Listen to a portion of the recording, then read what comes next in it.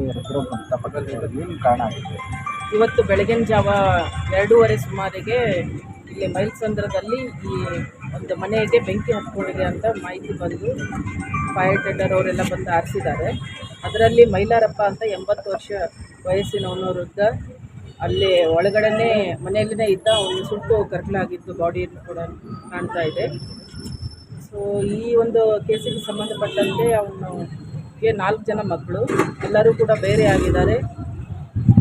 ಈ ಮೈಲಾರಪ್ಪನಿಗೆ ಅವರು ಅವ್ರ ಮನೆ ಪಕ್ಕದಲ್ಲೇ ಇರುವಂಥ ಅವರೆಲ್ಲ ಸಂಬಂಧಿಕರು ಕೂಡ ನೋಡ್ಕೋತಾ ಇದ್ದರು. ಯಾವುದೇ ಥರ ಆಸ್ತಿ ವಿಚಾರಗಳಲ್ಲಾಗಲಿ ಯಾವುದೇ ಥರ ಮನಸ್ತಾಪನೂ ಕೂಡ ಇರಲಿಲ್ಲ. ಈ ಒಂದು ಪ್ರಕರಣಕ್ಕೆ ಬೆಂಕಿ ಹೆಂಗೆ ಅಂಟ್ಕೊಂತು ಅನ್ನೋದು ಒಂದು ನಾವು ನೋಡಬೇಕಾಗಿರೋದು. ಈಗ ಆಲ್ರೆಡಿ ಫೈರ್ ದವ್ರು ಬಂದಿದ್ದಾರೆ. ಸೋಕೋದವ್ರನ್ನೂ ಕೂಡ ವಿಸಿಟ್ ಮಾಡಿಬಿಟ್ಟು ಅವರು ಕೂಡ ಕೆಲವೊಂದು ಎವಿಡೆನ್ಸನ್ನು ಕೂಡ ಕಲೆಕ್ಟ್ ಮಾಡ್ತಾ ಇದ್ದಾರೆ. ಅದರ ಜೊತೆ ಶಾರ್ಟ್ ಸರ್ಕ್ಯೂಟಿಂದ ಏನಾದರೂ ಆಗಿದೆಯಾ ಅಂತಂದು ಹೇಳಿಬಿಟ್ಟು ಇಲೆಕ್ಟ್ರಿಕಲ್ ಇಂಜಿನಿಯರ್ನು ಕೂಡ ಸ್ಪಾಟಿಗೆ ಕರೆಸ್ಕೊಂಡು ಅವರು ಕೂಡ ವೆರಿಫೈ ಮಾಡ್ತಾ ಇದ್ದಾರೆ. ಸೊ ಈ ನಿನ್ನೆ ರಾತ್ರಿ ಈ ಬೆಂಕಿ ಅವಘಡದಲ್ಲಿ ಒಬ್ಬ ಮೃತಪಟ್ಟಿರೋದು ಖಚಿತ ಆಗಿದೆ. ಮೇಡಮ್, ಯಾವಾಗಲೂ ಮೊಮ್ಮಗ ಜೊತೆಲಿ ಇರ್ತಿದ್ರಂತೆ, ಮೊನ್ನೆ ಇರಲಿಲ್ಲ ಅಂತ ಹೇಳಿ ಇಲ್ಲಿಯ ಸುತ್ತಮುತ್ತಲಿನ ಅವರ ಮಕ್ಕಳು ಮೊಮ್ಮಕ್ಕಳು ಎಲ್ಲರಿಗೂ ಕೂಡ ಆಸ್ತಿ ಹಂಚಿಬಿಟ್ಟು ಅವ್ರ ಜೊತೆನೇ ಇರ್ತಾಯಿದ್ರು. ಅದರಲ್ಲಿ ಅವ್ರನ್ನ ಮೊಮ್ಮಗನ ಕೂಡ ಅವನ ಜೊತೆನೇ ಇರ್ತಾಯಿದ್ದ.